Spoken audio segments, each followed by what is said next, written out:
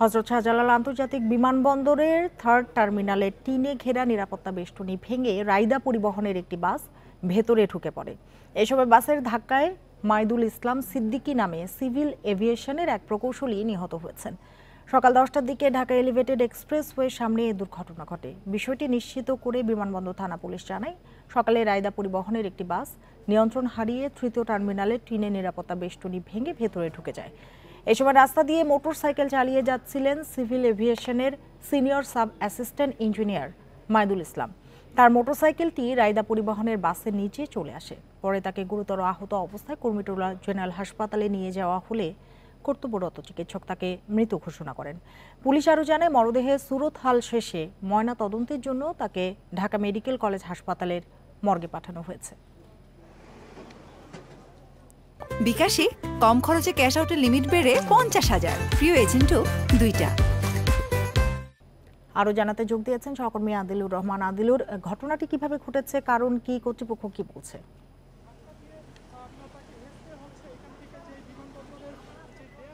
দেখুন, ঘটনাটি আসলে যদি আমি বলি যে ঘটনাটি এই যে দুর্ঘটনাটা, মর্মান্তিক এই ঘটনাটি ঘটেছে সকাল 10টার সময় বিমানবন্দরমুখী রায়দা পরিবহনের একটি বাস, সেই বাসটি আসলে চলন্ত অবস্থায় যাচ্ছিল।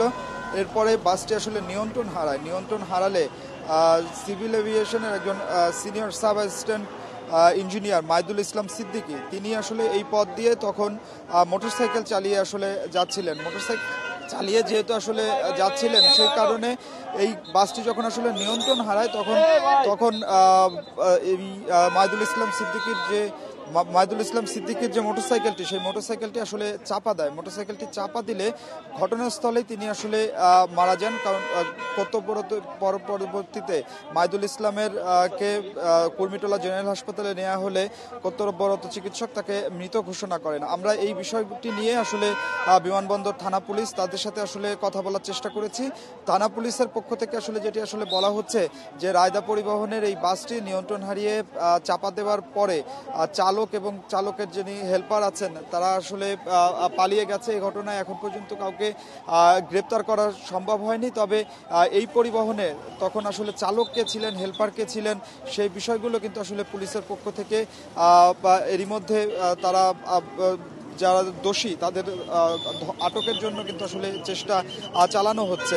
তবে আমরা এখানে আসার পরে আসলে যেটি হচ্ছে যে টিনের যে নিরাপত্তা যে বেষ্টনীটি, সেই নিরাপত্তা বেষ্টনীটি আবার কিন্তু সিভিল এভিয়েশনের এখানে যারা আসলে কাজ করছিলেন তারা এটি নিরাপত্তা বেষ্টনীটি আবার দিয়ে দেওয়ার কারণে শুরু থেকে কিন্তু আসলে এখানে আমাদের ছবি সংগ্রহ করতে কিন্তু আসলে খানিকটা বেগ পেতে হচ্ছিল। কিছুক্ষণ আগেই আপনি নিশ্চয়ই দেখতে পাচ্ছেন, আপনাকে আমি একটা বিষয় একটু দেখাতে চাই যে মাইদুল ইসলাম সিদ্দিকীর যে মোটরসাইকেলটি, সেই মোটরসাইকেলটি কিন্তু আসলে একদম রায়দা যে বাসটি আছে সেই রায়দা বাসের নিচে আসলে চলে যায় এবং এই চলে যাওয়ার কারণেই কিন্তু আসলে মাইদুল ইসলাম সিদ্দিকী তিনি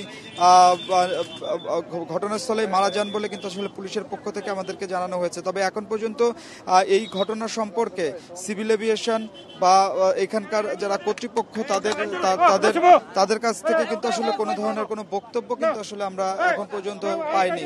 তবে আপনাকে একটি বিষয় একটু জানিয়ে রাখি যে মাইদুল ইসলাম সিদ্দিকীর যে মরদেহ, সেই মরদেহটি কুর্মিটোলা হাসপাতালে ছিল। এরপরে সেটি ময়নাতদন্তের জন্য ঢাকা মেডিকেল কলেজ হাসপাতালে কিন্তু আসলে পাঠিয়ে দেওয়া হয়েছে, সেখানে তার ময়নাতদন্ত হবে। তবে মাইদুল ইসলাম সিদ্দিকী এখনো পুরো পরিচয়, তার বাড়ি, তার আত্মীয় স্বজন, তাদেরকে কিন্তু আসলে এখন পর্যন্ত আমরা পাইনি, তাদের সাথে যোগাযোগ করা আসলে সম্ভব হয়নি।